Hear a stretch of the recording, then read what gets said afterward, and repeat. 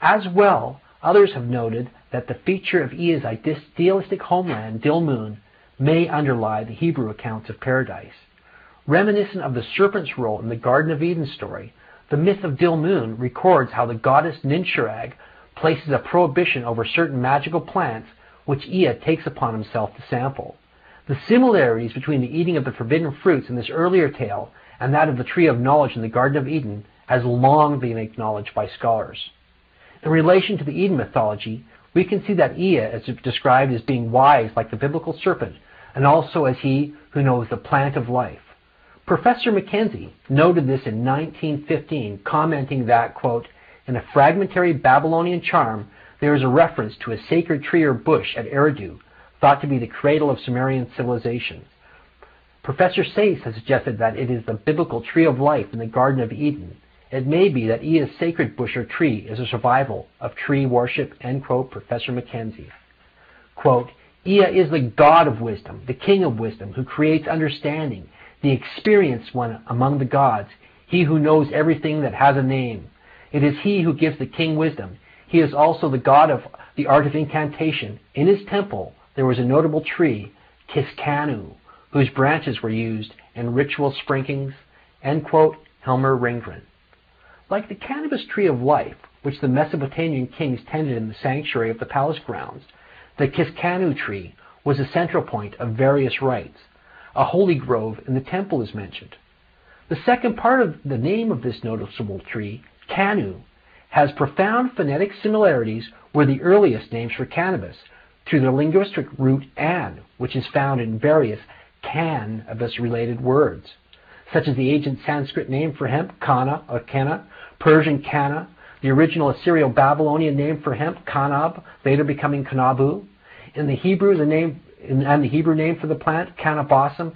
In fact, the root term for cannabis, canna, comes from the oldest form of word and has its roots in the Indo-European language. That the Kiskanu tree was used in ritual sprinklings, such as those indicated in the ancient depictions of the Tree of Life, is of particular interest. For the ancient Assyrians used kanabu as an entheogen in their holy anointing oil, a practice shared with the Canaanites, Assyrians, Babylonians, Egyptians, Hebrews, and other groups from the ancient Near East. Ea's servant and adopted son, Adapa, was referred to as the ointment priest, indicating the importance of the rite. It was the ritual anointing of the priesthood of Ea from the Kiskanu tree that empowered them to act as the god's representative. Through this shamanic rite, they became he whose ear Ea has opened. A ritual enactment of Ea and Adapa's relationship was applied to kings who received their wisdom from Ea. Thus, it is not surprising that Ea appears in hymns from both Ashurbanipal and Esarhaddon with special reverence, or that the two kings are compared and connected to Ea's anointed priest, Adapa. The mythology surrounding the god also indicates that he could open the ear of his initiates if they burned incense to him, indicating a similar psychoactive ingredient to that found in the anointing well. Likewise, it was the ritual anointing of Moses and the Levite priesthood with the sacred cannabis ointment, along with the burning of the oils and vegetable matter of the plant, that enabled them to speak on behalf of the Lord. The historical evidence indicates that with Ea's reputation for bringing knowledge, agriculture, and crafts to mankind, along with his involvement with the sacred tree and his serpent imagery, that this ancient Mesopotamian deity was the prototype of the crafty serpent referred to in the Genesis tale. Such demonization of earlier deities and religious symbols is a well-documented and recurrent mythological motif in recorded history.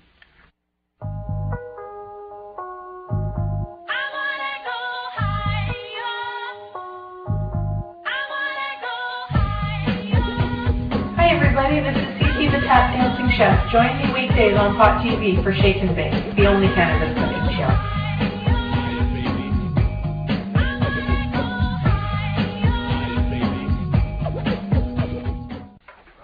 So that was part 2 on our series on biblical hemp.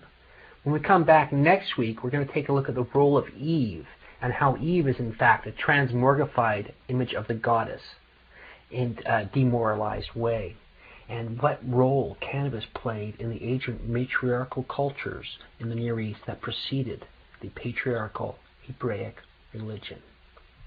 Om Shiva.